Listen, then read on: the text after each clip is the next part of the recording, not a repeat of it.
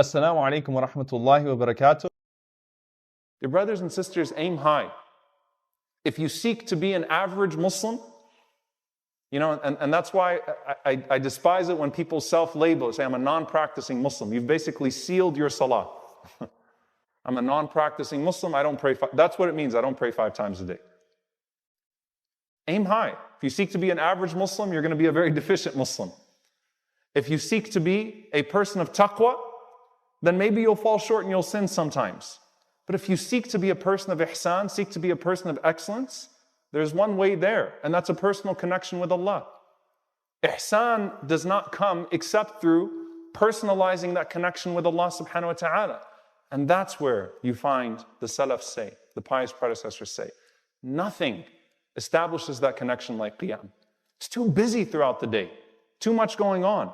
There is nothing that connects a person to Allah like that time. Because Allah subhanahu wa ta'ala mentions that He descends at that time in a way that befits Him subhanahu wa ta'ala. He's calling out to you. And He's saying, who wants to come close to me? Who has an appointment? Allah has all the time for you. Allah does not take slots. It's not restricted for some religious people somewhere in the world. No, the broken, the sinner, the righteous, the person who's trying to be righteous, everyone calling upon Allah. That time of the night, that's your time to get close to Allah subhanahu wa ta'ala. And Al-Hasan, rahimahullah ta'ala, he said, there is nothing, he said to a person who asked him, what is it that brings a person closest to Allah? He said, مَا أَعْلَمُ شَيْئًا يَتَقَرَّبُ بِهِ الْمُتَقَرَّبُونَ إِلَى اللَّهِ أَفْضَلَ مِنْ قِيَامِ اللَّيْلِ. Nothing brings you closer to Allah than Qiyam al-Layl.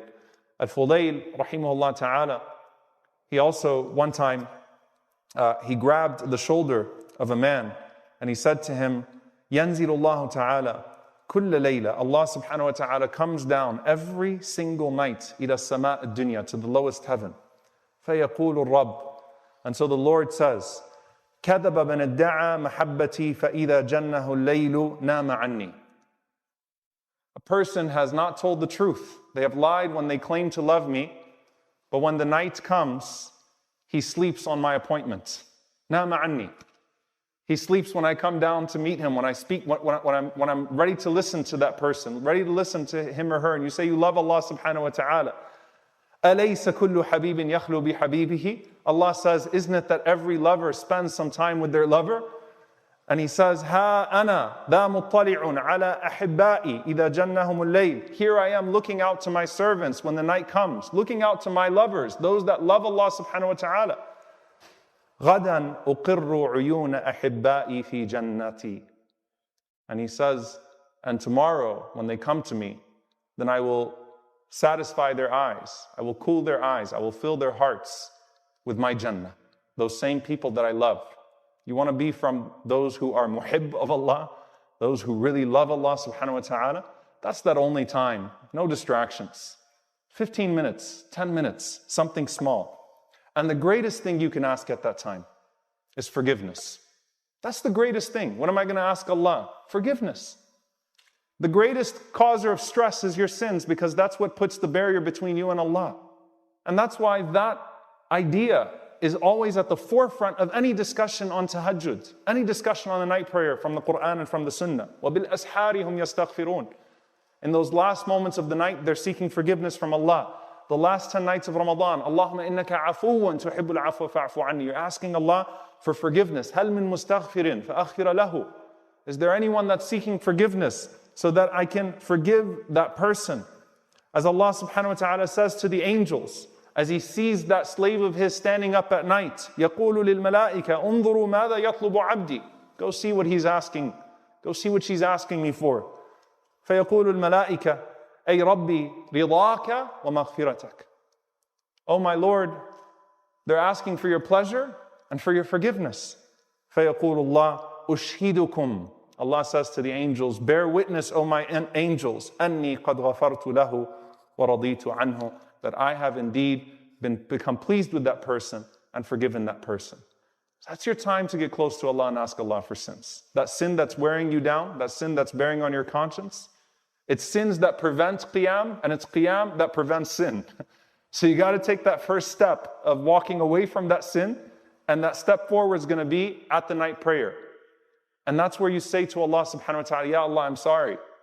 When everything's quiet, when it's just me and you, I'm sorry, Ya Allah, and I'm seeking your forgiveness. The last thing I will say, dear brothers and sisters, in this regard is don't belittle the small amounts of qiyam.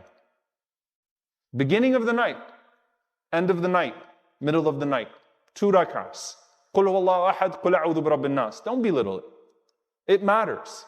And that's why the Prophet ﷺ said in the authentic hadith, Man qama bi 10 ayat lam yuktab min al-ghafilin. Whoever stands up and just reads 10 ayat, 10 verses, will not be written as a person of heedlessness. Do not be from the ghafilin, those people who are heedless. Heedlessness means you have a barrier. You don't perceive God properly. You don't understand your purpose properly. If you're standing up and praying just with 10 verses, reading two short surahs, you won't be written from al-ghafilin.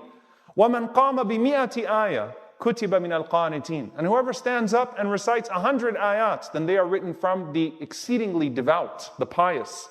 وَمَنْ قَامَ بِأَلْفِ آيَةٍ كُتِبَ مِنَ الْمُقَنْطِرِينَ. And whoever stands up and recites 1,000 verses, which by the way, if you want to do it once in your lifetime, the last 2 juz of the Quran is 1,000 verses. Then they will be written amongst those who are piling up good deeds, who have gone far ahead of everybody else with their good deeds. Sometimes it takes that example.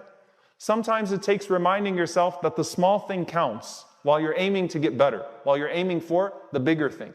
So that you don't think of Qiyam al-Layl as some sort of habit that's just reserved for this exclusive group of people. No, it's not. It's for the Muslims. It's for those who want to stand up and pray, those who want to enjoy that connection with Allah, seeking first and foremost His pleasure and His forgiveness. And that's why Ibn Umar, radiyallahu ta'ala anhuma, Abdullah ibn Umar, in a narration from Abu Ghalib, he says that Abdullah ibn Umar used to come upon us in Mecca. كان ينزل علينا بمكة وكان يتهجد من الليل. He used to pray at night, long prayers in the night. فقال لي ذات ليلة قبل الصبح. So one night he said to me, right when Fajr was about to come in, يا أبا غالب ألا تقوم تصلي ولو تقرأ بثلث القرآن. He said, won't you stand up and pray even if you're going to read just 1/3 of the Quran? I said, what do you mean 1/3 of the Quran? You know, Fajr is almost around the corner. So I said to him, Ya Aba Abdurrahman, Fajr is right around the corner. What do you mean? How am I going to read 1/3 of the Quran? That's maybe something that, you guys do. We don't do 1/3 of the Quran. So he responded in the Surah Al-Ikhlas, قُلْ هُوَ اللَّهُ أَحَدٌ تَعْدِلُ ثُلُثَ الْقُرْآنِ. قُلْ هُوَ اللَّهُ أَحَدٌ is equal to 1/3 of the Quran. Who would not want to meet Allah subhanahu wa ta'ala saying, every night I used to read 1/3 of the Quran, right before Fajr. So dear brothers and sisters, I know it seems like a distant habit, one for the exceedingly pious, but it's a way to Allah subhanahu wa ta'ala that cannot be replaced by any other way. And inshallah ta'ala, those who are struggling with their 5 prayers to pray them on time, this will only help it bi'idhnillahi ta'ala. It's not in place of it. It's a means of connecting yourself to the Lord that you call upon day and night. We call upon Him for forgiveness and for salvation.